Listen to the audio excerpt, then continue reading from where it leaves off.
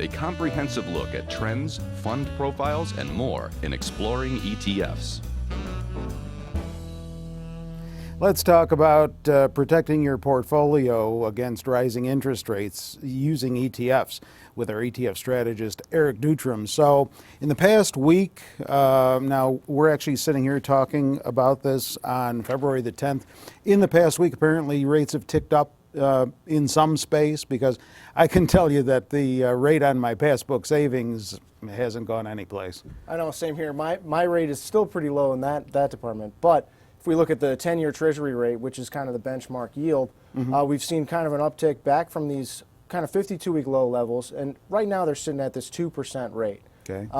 And this is, starting to go a little bit higher. Granted, still very low, but we're starting to get some movement here, and this is largely because of some recent activity on the data front. We saw a pretty good jobs report for January, and we actually saw some wage inflation. I mean, maybe you or I didn't see much wage inflation, but a lot of workers did out there, and that's starting to make people think that, hey, the Fed's going to raise rates later this year, and the bond market's trying to get ahead of this, and they're slowly bringing up rates in the process. If by wage inflation you mean a rise in pay, no, I didn't see that. Exactly.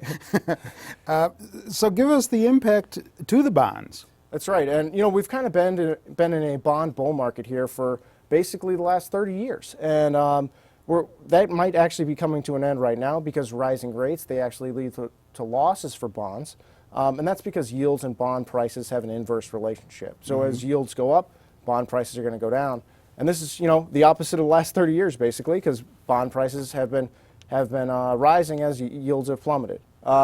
So, kind of what's a fixed income investor to do in this sort of environment? That is the quandary. That is. But you tell us that fixed income investors can, in fact, protect themselves in this environment. That's right. There's a couple new ETFs, well, relatively new ETFs out there. They're called negative duration ETFs. Okay. And so don't worry, it might sound like a little bit of a confusing bond, concept, but duration is just a measure of how sensitive a bond is to interest rate changes. Okay.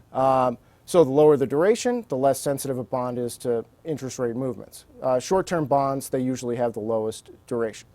But now a few ETFs out there have what's called negative durations. So as bond yields rise, these ETFs will actually see a rise as well. So it's kind of like shorting Treasury bonds, and so you're going to get some protection that way. So as rates move higher, these bond ETFs are also going to move higher as well.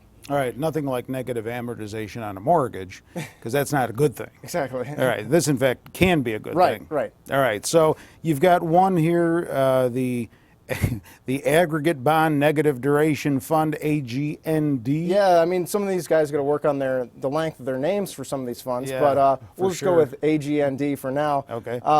This intends to give investors a negative 5-year duration. So that means for every 100 basis point increase in rates, this fund should go up 5%. All right. That's if you had a 5% duration, or 5-year duration, you'd lose 5% for every 100 basis point increase in yields. Right now, the portfolio is heavy in mortgage securities, government bonds. Meanwhile, it's short in 30-year and 10-year treasuries. It's a pretty cheap product considering it's using some shorting exposure here, 28 basis points, but a pretty low yield of 1.3%. And that's largely because of the shorting that you're using. Then you've got a high yield play as well. That's right. If investors are, kind of looking at a little more income in their portfolio, we got HYND, also from Wisdom Tree, same vein of the negative duration, except this one uses a negative 7-year duration. So for every 100-point increase in rates, this should rise 7%. No, go ahead. And then this is a heavy holding in high-yield consumer, financial, and telecom debt. Short and 30-year, that's most of the portfolio for the short side, and then 10-year Treasury bonds make up a large chunk of the rest. It is a bit more expensive, 48 basis points a year, but you get a nice yield at 4.6%. That's what I was going to ask you, is what is it concentrated in? Kind of like orange juice, concentrated. Exactly. So there is a way that investors then can use these in a portfolio. How can they? That's right. You can either buy them, sort of straight outright, or you can sort of pair it with a regular bond fund like AGG, which is sort of the aggregate bond fund. Let's say you have a duration of about 5 years in one of these bond funds. You pair it with one of these negative duration funds, and you kind of lower your duration, and you're going to reduce your interest rate risk. That way, if interest rates rise, you're not going to be as impacted. So it could be a nice pairing for the rest of your bond portfolio out there. Kind of like a wine and cheese pairing. Exactly. Maybe not. Okay. Do you own either of the two you talked about? I do not. All right. Check out more information, articles, commentary, and the like on ETFs in the ETF section of Zacks.com. If you're not there already, just go to the home page and access the ETF section by using the Funds tab at the top of that home page. Meantime, with Eric, I'm Terry Ruffalo.